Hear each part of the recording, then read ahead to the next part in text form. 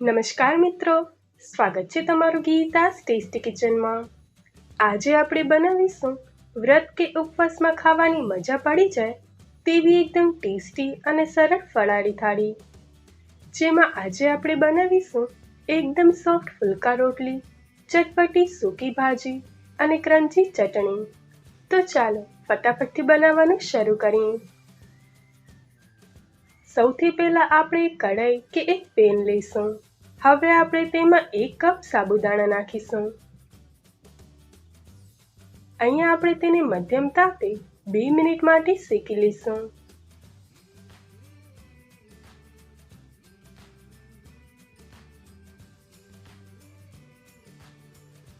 આપણા સાબુદાણા શેકાઈ ગયા છે। હવે આપણે તેને ડીશમાં કાઢી લઈએ। અહીંયા આપણે તેને થોડા ઠંડા થવા દઈશું। હવે આપણે સાબુદાણાને મિક્સર જારમાં ટ્રાન્સફર કરીશું। હવે આપણે તેમાં પા વાટકી સામો એટલે કે મોરૈયાને ઉમેરીશું।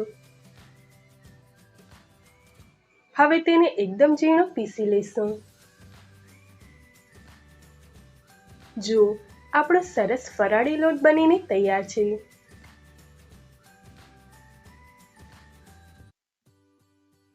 હવે આપણે આ લોટને ચાળણીથી ચાળી લઈશું, જેનાથી એમાં રહેલા બધા જ મોટા કણ અલગ થઈ જશે।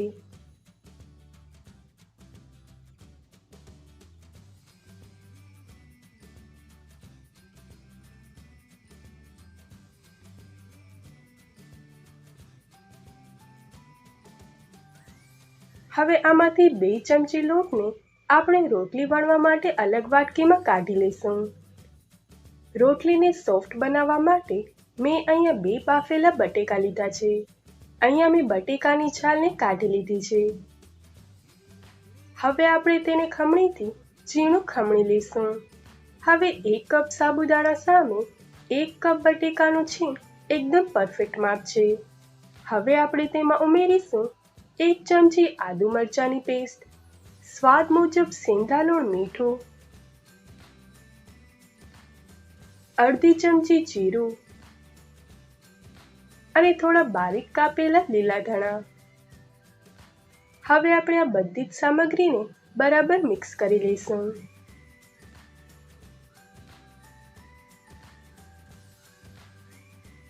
બટેકાના લીધે લોટમાં સરસ બાઇન્ડિંગ આવી જશે।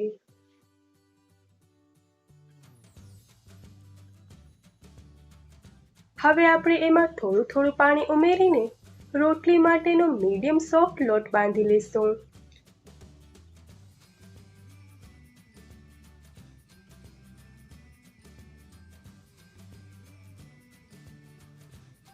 છેલ્લે 1 ચમચી તેલ નાખીને આપણે લોટને સરસ રીતે મસળી લઈશું, જેનાથી આપણો લોટ સ્મૂથ થઈ જાય।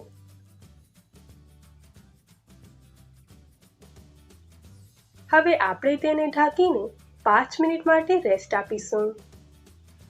આપણો લોટ સેટ થાય છે ત્યાં સુધી આપણે ભાજી બનાવી લઈએ। ભાજી બનાવવા માટે મેં અહીંયા બાફેલા બટેકા લીધા છે। હવે આપણે બટેકાને મીડિયમ સાઇઝના ટુકડામાં કાપી લઈશું।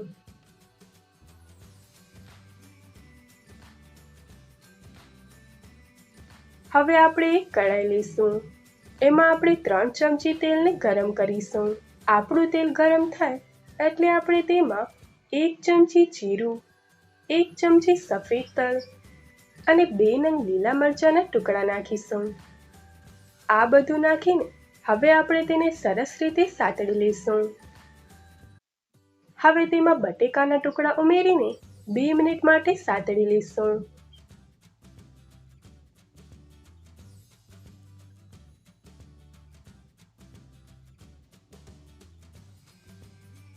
ત્યારબાદ આપણે તેમાં સ્વાદ મુજબ સેંધાલૂણ મીઠું નાખીશું।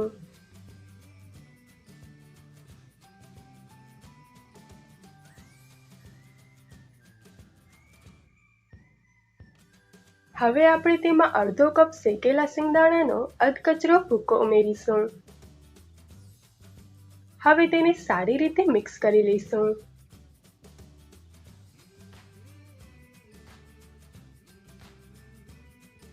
હવે આપણે તેમાં ઉમેરીશું 1 ચમચી લાલ મરચું પાવડર, અડધી ચમચી મરી પાવડર, ચટપટા સ્વાદ માટે અડધા લીંબુનો રસ,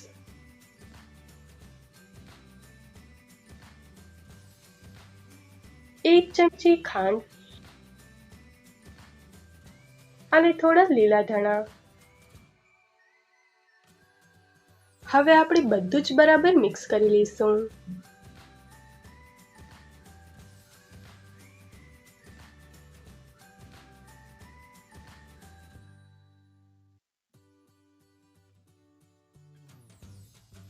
અહીંયા આપણે તેને ઢાંકીને 2 મિનિટ માટે થવા દઈશું.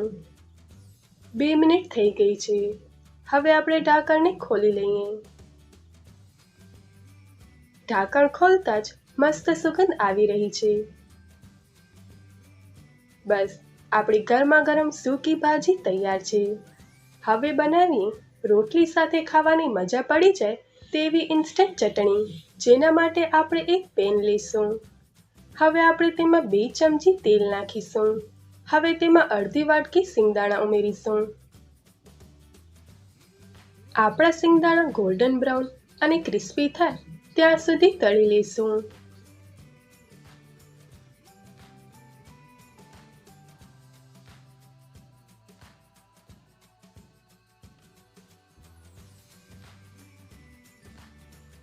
હવે આપણે તેમાં 3 તીખા લીલા મરચાંના ટુકડા અને અડધી ચમચી જીરું. હવે તેને 2 મિનિટ માટે સાતડી લઈશું.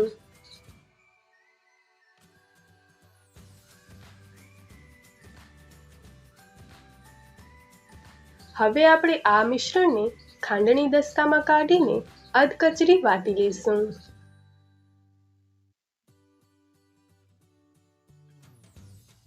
હવે આ વાટેલા મિશ્રણને આપણે એક બાઉલમાં કાઢી લઈએ. હવે આપણે તેમાં અડધી ચમચી ખાંડનો પાવડર, 1 ચમચી લીંબુનો રસ અને થોડા ધાણા નાખી બરાબર રીતે મિક્સ કરી લઈશું.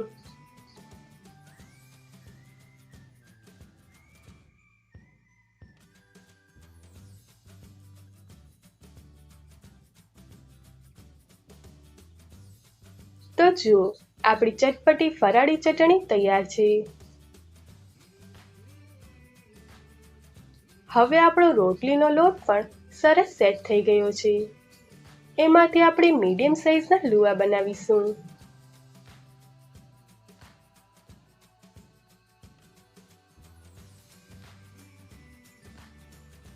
હવે આપણે તેને કોરા ફરાળી લોટમાં કોટ કરી લઈશું.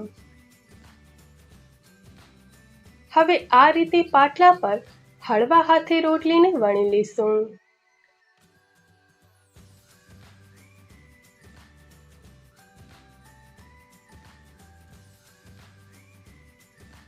અહીંયા રોટલીને એક સરખી ગોળ બનાવવા માટે તમે કોઈ ડબ્બાના ઢાંકણથી તેને કટ કરીને વધારાનો લોટ હટાવી શકો છો.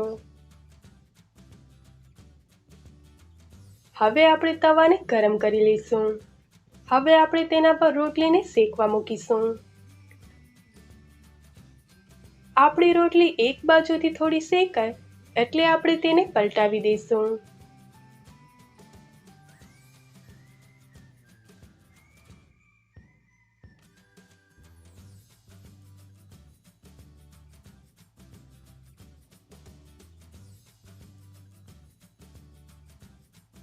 અહીંયા આપણે તેને કપડા કે તવીતાની મદદથી હળવેથી દબાવીશું એટલે રોટલી સરસ દડા જેવી ફૂલવા લાગશે.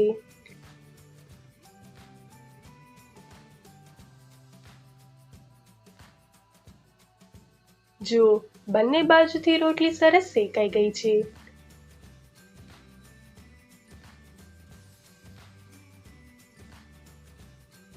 હવે આપણે એના પર સરસ ઘી લગાવી લઈશું. તો તૈયાર છે આપણે મિનિટોમાં બની જતી અને ખાવામાં એકદમ ટેસ્ટી એવી ફરાળી થાળી. આ રેસીપીને તમે ઘરે ચોક્કસથી ટ્રાય કરજો અને મને કોમેન્ટમાં જણાવજો કે તમારી થાળી કેવી બની. જો તમને આજની રેસીપી ગમી હોય તો વિડીયોને લાઈક કરજો, તમારા મિત્રો સાથે શેર કરજો અને આવી જ નવી રેસિપી જોવા માટે ગીતાસ ટેસ્ટી કિચનને સબસ્ક્રાઇબ કરવાનું ભૂલશો નહીં. ફરી મળીશું એક નવી રેસિપી સાથે. Thanks for watching.